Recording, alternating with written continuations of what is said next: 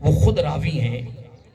میں پڑھ رہا تھا کہ آقا علیہ الصلوۃ والسلام کی تمام بیویوں میں سے، ازواج میں سے سب سے زیادہ اہل علم جو بیوی تھی وہ حضرت عائشہ الصدیقہ تھی رضی اللہ تعالی عنہا، اور آپ مفتی کے درجہ پر فائز تھی. آپ کا فتویٰ چلتا تھا. 10,000 صحابہ کرام آپ کے شاگردوں میں شامل تھے. کن میں؟ شاگردوں میں. کتنے؟ 10,000 صحابہ کرام آپ کے شاگرد تھے، اور جو مسئلہ اڑ جاتا وہ آپ کے در دولت میں حل ہو جاتا تھا. کن کے دروازے پہ؟ حضرت عائشہ الصدیقہ رضی اللہ تعالی عنہا. اور آقا علیہ الصلوۃ والسلام کی حدیثوں کی روایت کرنے میں دوسرا درجہ ان کا ہے. پہلا درجہ حضرت ابو ہریرہ رضی اللہ تعالی عنہ کا ہے، اور دوسرا درجہ ام المومنین حضرت عائشہ الصدیقہ رضی اللہ تعالی عنہا کا ہے. اور یہ خود اس کی راوی ہیں کہ ایک مرتبہ آقا علیہ الصلوۃ والسلام کی بارگاہ میں 2 شخص حاضر ہوئے. کتنے؟ بولیے. 2 شخص حاضر ہوئے جن میں ایک بزرگ ہیں اور ایک جوان ہیں. اب حدیث کے لفظ ہیں بڑے میاں. کیا؟ ہم بزرگوں کو بڑے میاں بھی کہتے ہیں. اس حدیث کا جو ترجمہ، اس کا جو مفہوم ہے، اس کا معنی بھی کیا ہے؟ بڑے میاں. ہم اپنی بزرگی، ہم بولی میں بزرگ کہتے ہیں، بڑے کہتے ہیں، ٹھیک ہے نا جی، بابا کہہ دیتے ہیں. لیکن اس حدیث کا مفہوم کا جو میں نے بیان کیا وہ کیا ہے؟ بڑے میاں. یعنی آقا علیہ الصلوۃ والسلام کی بارگاہ میں 2 صحابی حاضر ہوئے. ایک بزرگ ہیں بڑے میاں اور ایک جوان ہیں. انہوں نے اجازت طلب کی. آقا علیہ الصلوۃ والسلام نے ان کو اجازت دی، اور وہ میرے آقا علیہ الصلوۃ والسلام کی بارگاہ میں حاضر ہوئے اور بیٹھ گئے. ام المومنین فرماتی ہیں رضی اللہ تعالی عنہا کہ میں نے اپنے آقا علیہ الصلوۃ والسلام کو کچھ الفاظ کہتے ہوئے سنا. میرے آقا علیہ الصلوۃ والسلام نے ان سے پوچھا، جوان صحابی سے، کہ یہ بڑے میاں کون ہیں، یہ بزرگ کون ہیں؟ تو وہ فرمانے لگے یہ میرے والد ہیں. کیا؟ یہ میرے والد ہیں، یہ میرے باپ ہیں. جب انہوں نے کہا نا یہ میرے باپ ہیں، میرے والد گرامی ہیں، تو جو آقا علیہ الصلوۃ والسلام نے سوال کیا اس کا اس صحابی نے جواب دے دیا، مکمل ہو گیا. اب جہاں جو تیرے تو آپ کی جو میرے جو پیغام ہے وہ بڑا خوبصورت ہے. آقا علیہ الصلوۃ والسلام نے فرمایا کہ اے میرے پیارے صحابی، 4 باتوں کا خاص خیال رکھنا ہے. میں تیرا نبی گارنٹی دیتا ہوں اگر تو نے خاص یہ 4 باتوں کا، یہ 4 کاموں کا خیال کیا، عمل کیا، تو میں تیرا نبی گارنٹی اور ضمانت دیتا ہوں کہ تو دنیا میں بھی کامیاب ہے، تو آخرت میں بھی کامیاب ہے. یہ میرا آقا علیہ الصلوۃ والسلام نے اسے گارنٹی دی.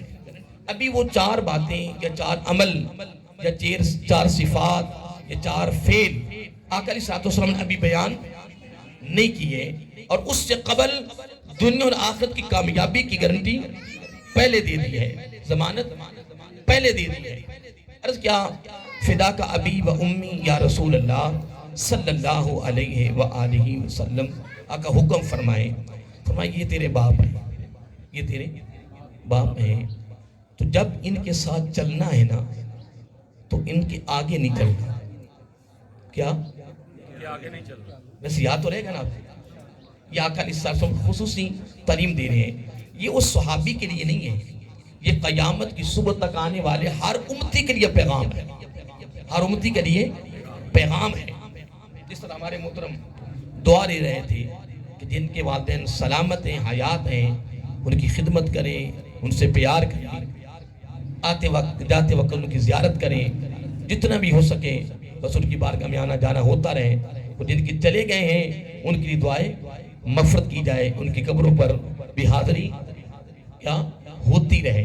تو یہ میں نے بیان کیا تھا، آپ کو یاد ہوگا کہ اگر زندہ ہیں تو تب بھی ان کو چہرے کے تکنے سے گناہ معاف ہوتے ہیں.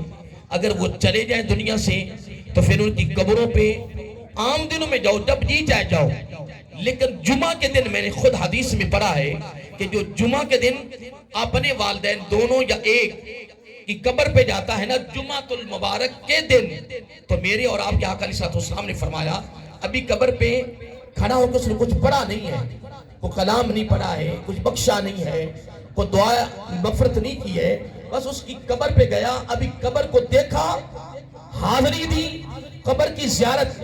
اگر وہ دنیا میں زیارت کرتا ہے ایک مرتبہ محبت کی نگاہ سے تو مقبول حج ملتا ہے. اور حج کرنے والا جب واپس لوٹتا ہے تو قیوم ولدتہ امہ.